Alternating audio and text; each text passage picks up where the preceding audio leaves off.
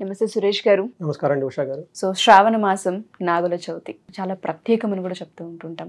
ఎవరికైతే సంతానం ప్రాబ్లం ఉంటుందో వాళ్ళందరికీ ఈ రోజు ప్రత్యేకించి పూజా విధానాన్ని కనుక పఠిస్తే మంచి జరుగుతుందని చెప్తూ ఉంటుంటారు. శాస్త్రాల రీత్యా వేదాల రీత్యా నాగుల పంచమికి ఉన్న విశిష్టత ఏంటి, ప్రత్యేకించి నాగుల పంచమి రోజున ఏం చేస్తే మంచిది అంటారు? ఈ డిస్కషన్ ఆంధ్రాలో ఉన్న ప్రతి ఒక్కరికి చాలా ఇంపార్టెంట్. అది ఎందుకనేది మీకు చెప్తాను. రెండోది, ఈ నాగుల పంచమి అంటే నాగుల చవితి ప్రపంచం మొత్తం చేసుకుంటారు. మనం ఒక్కళ్ళే కాదని చేసుకునేది. దీనికి సైంటిఫిక్గా కానివ్వండి, వేదిక ప్రకారంగా, ఆధ్యాత్మ ప్రకారంగా, లేదంటే జ్యోతిష ప్రకారంగా ఎంతో విశిష్టత ఉందన్నమాట. ప్లస్ ఇది మనకు కొత్తగా చెప్పుకునేది ఏం కాదు. ఎప్పటి నుంచో కొన్ని వేల సంవత్సరాల నుంచి మనకు వస్తూ ఉంది, అందరూ ఫాలో అవుతూనే ఉంటారనమాట. అయితే దాన్ని ఇంకొకసారి మనం గుర్తు చేసుకునే ప్రయత్నం చేద్దాం. దాని యొక్క పర్టికులర్ జ్యోతిష శాస్త్రం ప్రకారం ఎలా ఉందో చూద్దాం అనమాట. సో ఇక్కడ మనకి ఈ నాగ పంచమి గురించి మనకి ఏం చెప్తారంటే, మనకు ఒక శ్లోకంలో చెప్తాను అనమాట. ఏమని చెప్తారంటే, పాహి పాహి సర్పరూప నాగదేవాయ దయామయాయ, రక్షించు రక్షించు సర్పరూపంలో ఉన్న నాగదేవత దయామయ. తర్వాత ఇక్కడ చెప్తాను, సత్సంసాన సంపత్తి, మాకు సంపద కావాలి. ఎలాంటి సంపద కావాలంటే మంచి సంతాన రూపంలో సంపద కావాలి. ఈ ఒక్క మాట గురించి మనం నాగుల చవితి చేసుకుంటాం అనమాట.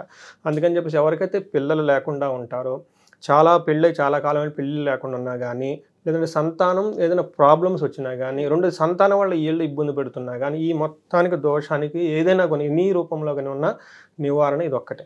ఓకే, ఇది ప్రపంచం మొత్తం చేసేది.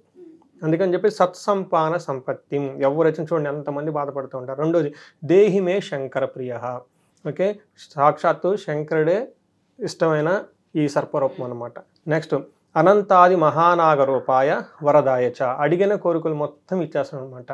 మహానాగ సర్పాలు అంటే ఎవరంట? అనంతాది, అనంతుడు, శేషుడు లాంటి గొప్ప గొప్ప సర్పాలు దేవతా స్వరూపాలు మొత్తం నాగరూపంలో ఉన్నాయి అని చెప్పేసి అనమాట. తుభ్యాం నామామి భుజగేంద్ర సౌభాగ్యం దేహిమే సదా. ఇక్కడ చూడండి, సౌభాగ్యం మనకి ఏం కావాలి? చక్కగా సౌభాగ్యంగా ఉండాలి. ఏ పని చేసినా కానీ కలిసి రావాలి, అభివృద్ధి కావాలి, ఉన్నతంగా ఎదగాలి. ఈ సౌభాగ్యం అంటారనమాట. ఈ సౌభాగ్యం మాకు కావాలి అని చెప్పేసి ఈ శ్లోకంలో మనకి చెప్తారనమాట. తర్వాత వచ్చేటప్పటికి ఇక్కడ మనం తెలుసుకోవాల్సింది ఏంటంటే, మనకి పాములకి సంబంధించి మానసాదేవి అధిష్టాన తల్లి అనమాట. అయితే ఈ మాతకి సంబంధించిన ఒక 2 శ్లోకాలు ఉంటాయి, చిన్న శ్లోకాలు. ఇవి చదువుకోవడం చాలా చాలా ఇంపార్టెంట్. నేను కూడా చాలామంది దగ్గరికి ఎవరికైనా దోషాలు వచ్చినా పిల్లల ఫస్ట్ చెప్పేది ఈ శ్లోకం చదువుకోండి. ద్వాదశ నామాలు అంటారు, మానసాదేవి ద్వాదశ నామాలు అంటారు. గూగుల్లో కొడితే టైప్లో తెలుగులోనే వచ్చేస్తుంది అనమాట. ఇది కూడా మనం ఒకసారి స్మరణ చేసుకుందాం. జగత్కారు, ఈ మానసాదేవిని జగత్కారు అనే పేరుతో కూడా పిలుస్తారనమాట. జగద్గౌరి, మానస, సిద్ధయోగిని, ఈ పేర్లన్నీ అమ్మకున్నాయి అనమాట. వైష్ణవి అంటారు, నాగభగిని అంటారు, శైవి అంటారు, నాగేశ్వరి అంటారు. ఓకే, ఇక్కడికి 8 అయిపోయినాయి. ఇవి కాకుండా జగత్కారు ప్రియ, ఈ మానసాదేవి వాళ్ళ భర్త పేరు కూడా జగత్కారు, ఆయన మహర్షి అనమాట. తర్వాత ఆస్తిక మాత, ఈ ఆస్తిక అనే ఒక మహా వ్యక్తి వీళ్ళ కొడుకు అనమాట. ఈయన సర్పాలు చనిపోతూ ఉంటే ఆ యజ్ఞంలో ఈయన దాన్ని కాపాడుతాడు అనమాట. సర్పాలన్నింటిని కాపాడుతాడు కాబట్టి అందుకని ఆస్తిక మాత అయిపోయింది అనమాట.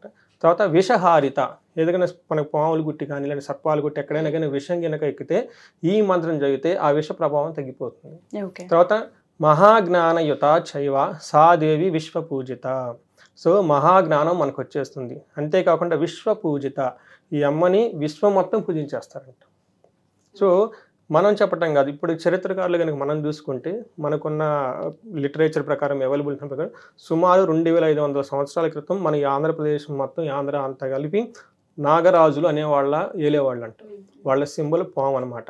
సో పాము రూపంలో ధరించేసి ఆ సింబల్గా ఉండటం వల్ల మనం అంతా నాగజాతికి సంబంధించిన వాళ్ళం. అందుకని చెప్పేసి మనకి నాగయ్య కానీ, ఓకే, నాగేశ్వరరావు కానీ, నాగ కానీ, ఇలా అన్ని నాగమ్మ, నాగయ్య, నాగా అని పేర్లు ఎక్కువ ఉంటాయి అన్నమాట. మన ఏరియాలో ఎక్కువ ఉంటాయి అన్నమాట.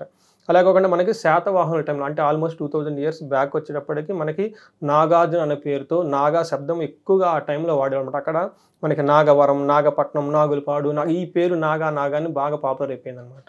ఎందుకంటే అప్పుడే మనకి ఈ నాగారాధన అనేది చాలా విశిష్టతగా ఉండేదన్నమాట. దాంతో ఈ ప్రదేశాన్ని గురించి మనకి మహాభారతంలో కూడా ఉందన్నమాట.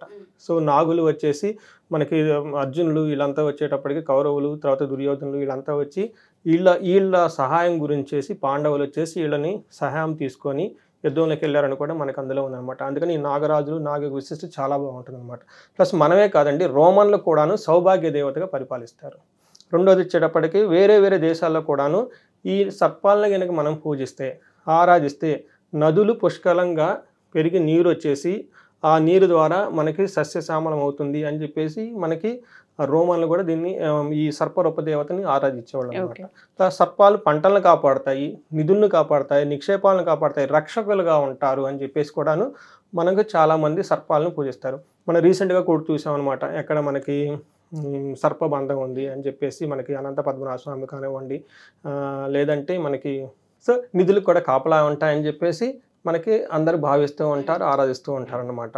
తర్వాత ఇది కాకుండా మనకి ఇంకా ఏమంటారంటే ఈ నాగుల పంచమి రోజున ఫస్ట్ మనకి జ్యోతిష ప్రకారం కనుక చూసుకుంటే ఫస్ట్ కాలసర్ప దోషాలు ఇవి చాలా ఉంటాయి. 12 రకాల కాలసర్ప దోషాలు ఉంటాయి అనమాట. ఈ కాలసర్ప దోషం వాళ్ళకి జీవితంలో అన్నీ ఉంటాయి, కానీ ఏది దాన్ని అనుభవించారనమాట, సుఖంగా ఉంటారనమాట. అందుకని ఇలాంటి కఠినమైన దోషాలు జాతకంలో కనుక దోషాలు ఉంటే ఈ నాగుల చవితి కనుక వాళ్ళు రెగ్యులర్గా చేస్తూ ఉంటే ప్రతి ఏడు ఆ దోషాలన్నీ పోతాయి అని చెప్పేసి ఆధ్యాత్మికంగా లేదంటే జ్యోతిష శాఖ ప్రకారం మేము రికమెండ్ చేస్తూ ఉంటాం అనమాట. తర్వాత ఇది కాకుండా ఇంటికి రక్షకుడుగా ఉంటారనమాట. సో ఇంట్లో యాక్సిడెంట్లు రావటం ఏమైనా కనుక జరుగుతూ ఉంటే దొంగల బట్ట ఇలాంటివి కాకుండా ఉండటానికి, నిర్నిక్షాలు కాపాడుకోవటానికి, కీర్తి ప్రదేశాలు కాపాడుకోవటానికి ఇంటికి రక్షకుడు కూడాను నాగుల పంచమి కనుక మనం చేస్తే సర్పరూపంలో వచ్చేసి మనం కాపాడుతూ ఉంటుంది అనమాట. ఇంతే కాకుండా సుఖ సంతోషాలు, శాంతి, శ్రేయస్సులు కూడా కావాలనుకునే వాళ్ళు, తర్వాత కుజుదోషము, రాహుదోషము, కేతుదోషము, పితృదోషం, ఇలా సర్పానికి సంబంధించిన ఎన్ని రకాల దోషాలు ఉన్నా కానీ వాటికి బెస్ట్ నివారణ ఏంటంటే ఈ నాగుల పంచమి లేదా నాగుల చవితి చేయడం ద్వారా పోతుంది అనమాట. ఇది 2 సార్లు వస్తుంది మనకి. ఒకటి శ్రావణ మాసంలో వస్తుంది, రెండోది కార్తీక మాసంలో 2 సార్లు, 2 శుక్లపక్షంలోనూ పంచమి రోజు లేదంటే చవితి రోజు కనుక వస్తుంది. కాబట్టి ఎప్పుడు చేసినా కానీ ఒకటే రిజల్ట్ ఒకటే విధంగా చేస్తారనమాట. 2 ప్రకారాలుగా చేసే ఆచారం మనకు ఉందన్నమాట. తర్వాత ఈసారి ఎలా వస్తుందంటే మనకి శుక్రవారం వస్తుంది. ఒకటి శ్రావణ మాసం శుక్రవారం అమ్మవారిది చాలా విశిష్టత. అందులో హస్తానక్షరం వస్తుంది అనమాట. హస్తానక్షత్రంలో ఏ పని చేసినా ఏమవుతుందంటే హస్తానక్షత్రం ఏ పని చేసినా హస్తగతం అవుతుందంటారు. ఓకే, అది చాలా విశిష్టత. అందుకని హస్తానక్షత్రం చాలా జెంటిల్ నక్షత్రం. ఆ నక్షత్రంలో ఏ పని చేసినా కానీ చాలా సున్నితంగా, చక్కగా, వెరీ ఫాస్ట్గా అయిపోతుంది. అది కాకుండా ఈ హస్తానక్షత్రం ఏ పని చేసినా కానీ హస్తగతం అవుతుందని అని ఉంది. కాబట్టి శాస్త్రంలో మనకి శుక్రవారము హస్తానక్షత్రం వస్తుంది, 9వ తారీఖు వస్తుంది. కాబట్టి ఈ మొత్తానికి మనకి విశిష్టమైన నక్షత్రము, వారము, మాసం అన్నీ ఉన్నాయి. కాబట్టి ఈసారి ఇది సద్వినియోగం చేసుకోవాలని చెప్పేసి ఒక సూచన. నెక్స్ట్ ఎలా చేయాలి? జనరల్గా ఇది అందరికీ తెలిసిందే, మనం కొత్తగా చేసేదేమో జస్ట్ ఇది 2 పార్ట్లుగా చేయాలి. ఒకటి మన ఇంట్లో చేసుకుంటాం, జనరల్గా అందరూ ఇళ్లలోనే చేసుకుంటారు. కానీ ఈ నాగుల చవితికి ఇంట్లో చేసుకోవటం ఎంత ఇంపార్టెంటో, పుట్ట దగ్గరికి వెళ్ళి పుట్టలో పాలు పోసి ఉండ్రాళ్ళు పెట్టేసి చలివిడి ముద్దలేసి అరటిపండు కానివ్వండి ఆవు పాలతో చేసేది ఇది కూడా ఇంపార్టెంట్. 2 చేస్తూ ఉంటారు. మనం గమనిస్తూ ఉంటాం, ఇంట్లో చేసుకుంటూ ఉంటారు చక్కగా నాగుల చవితికి అలంకరించేసుకొని లేడీస్ అందరూ బొట్టలన్నీ పట్టుకొని వెళ్ళిపోతూ ఉంటారు. మనం చూస్తూ ఉంటాం ఎంత బాగుంటుంది చూడండి. కాళ్ళకు పసుపు రాసుకుంటారు, మనం చెప్పనవసరం లేదు. ఎర్ర పూలు వాడటం చాలా ఇంపార్టెంట్, ఇది మాత్రం గుర్తుపెట్టుకోవాలి. తర్వాత మనకి చలివిడి అంటారు. తర్వాత ఇది వచ్చేటప్పుడు బియ్య పిండితో తర్వాత బెల్లంతో చేస్తారు, చిన్న చిన్న వంటలుగా చేయటం. ఇది కూడా చాలా విశిష్టం, చాలా ఇంపార్టెంట్ అనమాట. తర్వాత అరటి పండ్లు ఇవి తీసుకొని పుట్ట దగ్గరికి వెళ్ళే ముందు మనం ఇంట్లో స్నానం చేసి ఇంట్లో ఫస్ట్ పూజ చేసుకోవాలి. కులదేవతకి, గ్రామదేవతకి వీళ్ళందరికీ స్మరణ చేసుకొని ఆ తర్వాత మనకి నాగేంద్ర అష్టోత్తరం అని దొరుకుతుంది నెట్లో. నాగేంద్ర స్తోత్రం అని, నాగస్తుతి కానీ, నాగేంద్ర సహస్రనామాలు కూడా ఉంటాయి. వాళ్ళు ఎవరైనా కనుక చదవగలిగితే ఇవి తీసుకొని ఇంట్లో శుభ్రంగా చదువుకొని పూజ చేసుకుని ఆ తర్వాత పుట్ట దగ్గరికి వెళ్ళి మనం ఇందాక చెప్పుకున్నట్లు పుట్టగా ఎంత నైవేద్యం సమర్పించేసి 3 సార్లు ప్రదక్షిణ చేసి ఆవు పాలు పోసి దండం పెట్టుకొని రావాలన్నమాట. అక్షంతలు చల్లుకొని కొబ్బరికాయ కొట్టి ఆ కొబ్బరి నీళ్ళు పుట్ట మీద చల్లుకొని మనం రావాలి. జనరల్గా ఇక్కడ విశిష్టత ఏమంటే అందరూ ఉపవాసం ఉంటారు, రాత్రి భోజనం చేస్తారు.